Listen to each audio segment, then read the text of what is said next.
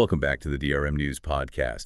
We're diving into a topic today that's been making headlines and impacting the lives of millions, the Social Security Fairness Act. It's been causing quite a stir, especially with the promise of boosted benefits.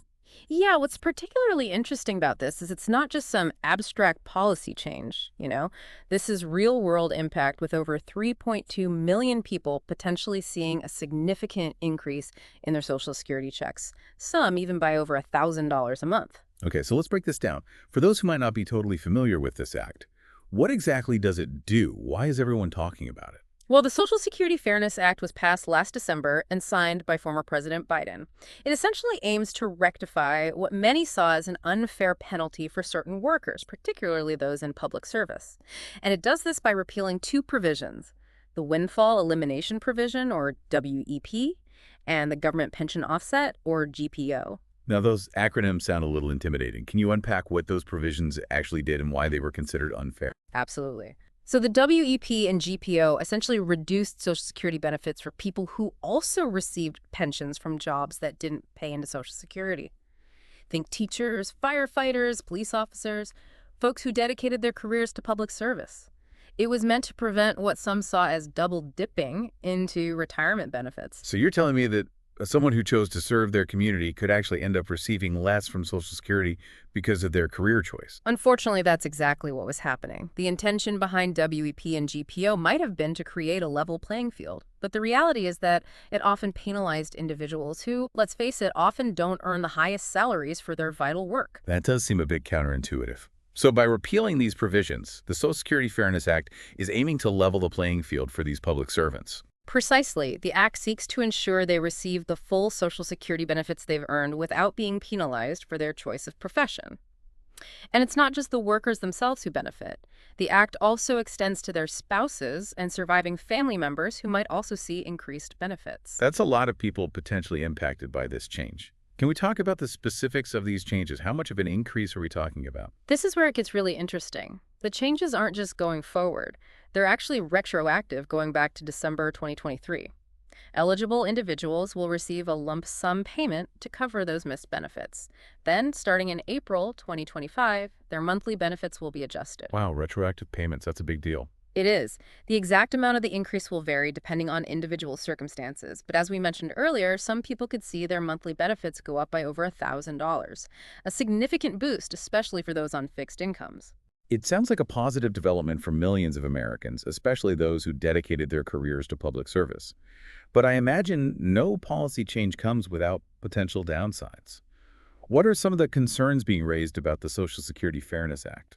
You're absolutely right. There are always different perspectives and potential drawbacks to consider. One primary concern is the impact on the Social Security trust funds. These funds are already facing a projected insolvency date, meaning money coming in won't be enough to cover the benefits going out. Increasing benefits even for deserving recipients adds strain to the system. Some estimates suggest it could accelerate that insolvency date, even if only by about half a year. So it's this delicate balancing act between ensuring fairness for those who were previously penalized and ensuring the long-term stability of the entire Social Security program. Exactly. It's a complex issue that has sparked debate about whether this was the right approach or if there might have been alternative solutions that could have addressed the concerns of public servants without potentially impacting the overall solvency of the program. That's certainly something to consider. So with all these changes, what's the current situation with the rollout of these increased benefits? What can people expect? Well, Social Security Administration is diligently working to process those retroactive payments and make the necessary adjustments to monthly benefits. However, given the scale of this undertaking, it's a massive logistical challenge. Some delays are expected, particularly with complex cases. The SSA is encouraging beneficiaries to be patient and wait until April to inquire about their specific situation. This will give them time to work through the initial backlog. So it seems patience is key while they navigate this massive update to the system. But what about those who might be retiring now or in the near future? How does the Social Security Fairness Act impact new claims? Yeah, that's a great question. As you can imagine, the Social Security Fairness Act has triggered a wave of new claims, with many people who previously held off due to the WEP and GPO reductions now rushing to file, and this has unfortunately led to some delays in processing as the Social Security Administration faces a bit of a backlog. It makes sense that people would want to take advantage of these new provisions. What can those filing new claims do to make sure their applications are processed as smoothly as possible? Well, the best advice right now is to be proactive and ensure all your information is up to date with the Social Security Administration. This includes things like your mailing address, direct deposit information, and any other relevant Is details. there a way to do that without actually having to go into a Social Security office? Absolutely. Much of this can be done online through your My Social Security account, which can save you time and hassle. That's good to know. So while we wait for the system to catch up, it seems like the best thing to do is be patient, get your information in order, and perhaps explore the SSA website for additional resources. You got it. Yeah. Speaking of the SSA website, they have a dedicated section for the Social Security Fairness Act with updates on the rollout, frequently asked questions, and information specific to different situations. It's a great resource for anyone looking for more details. It's always best to go straight to the source for the most accurate information. Now, stepping back a bit, you mentioned earlier that the Social Security Fairness Act has raised concerns about the long-term stability of the Social Security program. Can we delve a little deeper into that? What are the broader implications of this law, and what does it mean for the future of Social Security as a whole? Sure, this act certainly brings into focus the larger challenges facing Social Security challenges that have been brewing for a while now. The program is funded through payroll taxes paid by current workers, with that money then used to pay benefits to current retirees. The issue is that as the population ages and life expectancy increases, the ratio of workers to retirees is changing. Fewer workers supporting more retirees. So the system is designed in a way that makes it vulnerable to these demographic shifts. Is that what people mean when they talk about Social Security's insolvency? Exactly. The projected insolvency date, which is estimated to be somewhere in the 2030s, doesn't mean Social Security will suddenly disappear.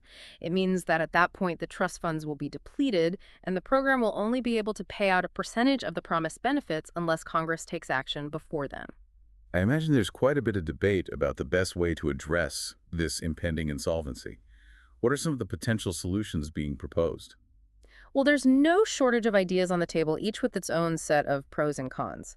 Some proposals include raising the retirement age, increasing payroll taxes, changing the way benefits are calculated, or even a combination of these approaches. Hmm.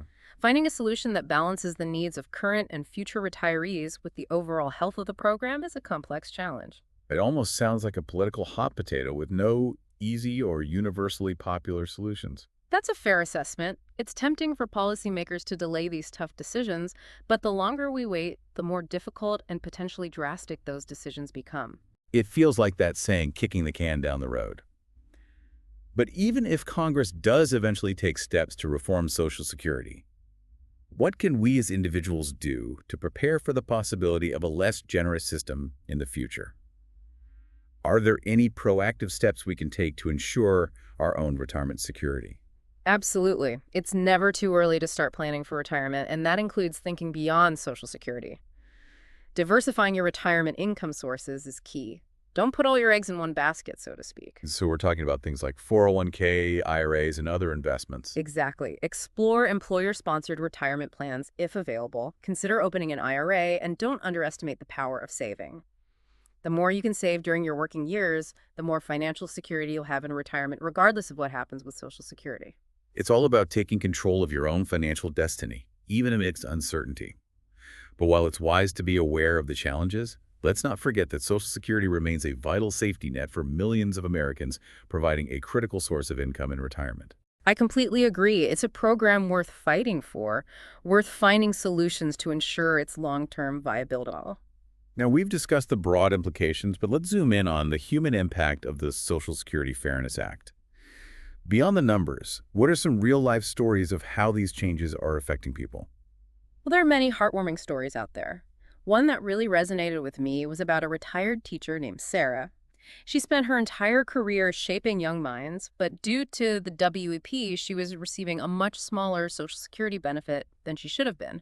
It forced her to rely on part-time work to make ends meet. That must have been incredibly frustrating after dedicating so much of her life to public service. It was. But thanks to the Social Security Fairness Act, Sarah is now receiving the full benefit she's entitled to. That extra income has made a world of difference. She's been able to retire from her part-time job and is finally able to enjoy her well-deserved retirement without the constant worry of financial strain.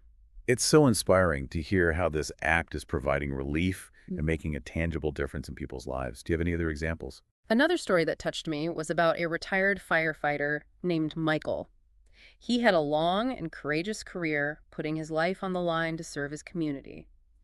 But because of the GPO, his wife, who had never worked outside the home, was receiving a significantly reduced survivor benefit after he passed away. That's heartbreaking. Losing a loved one is already an incredibly difficult experience, and then to have to face financial hardship on top of that is unimaginable. It's so important to remember that policies have real-world consequences, Yeah. affecting people in very tangible ways. These stories really highlight the positive side of the Social Security Fairness Act.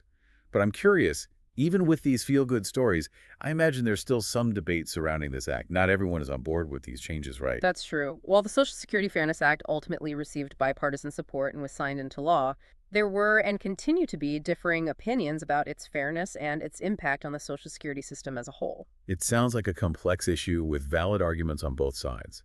Can you give us a sense of the main points of contention? What are people debating? Well, one of the main points of contention revolves around the idea of a level playing field. Some argue that it's inherently unfair to give preferential treatment to public servants, while others who paid into Social Security throughout their careers don't receive the same benefits adjustments. It raises questions about whether this truly creates equity across different professions. I can see how that perspective would arise. Yeah. It's like saying, why should they get special treatment? Exactly. On the other hand, there's the argument that this isn't about special treatment, but about righting a historical wrong. Proponents of the act point out that public servants often work in jobs that are crucial to our society, but don't necessarily come with high salaries. They see the WEP and GPO as penalties for choosing a career in public service. It seems like it boils down to different interpretations of fairness and the role of public service in our society. That's a great way to put it. And then there's the issue of fiscal responsibility, which we touched on earlier. The Social Security Fairness Act does put additional strain on the trust funds. Critics argue that at a time when Social Security is already facing long-term solvency challenges, increasing benefits for any group, even a deserving one, is a risky move. So it's a classic dilemma, balancing the needs of individuals against the health of the overall system. Precisely. It becomes a question of values and priorities. Do we prioritize fairness for public servants, even if it means potentially accelerating the depletion of the trust funds? Or do we prioritize fiscal prudence above all else, even if it means perpetuating what some see as an unfair system? Tough questions with no easy answers. Yeah. But these are the conversations we need to be having. I completely agree. It's through informed dialogue, considering different perspectives and engaging in thought-out debate, that we can hopefully find solutions that address both the immediate needs and the long-term sustainability of Social Security.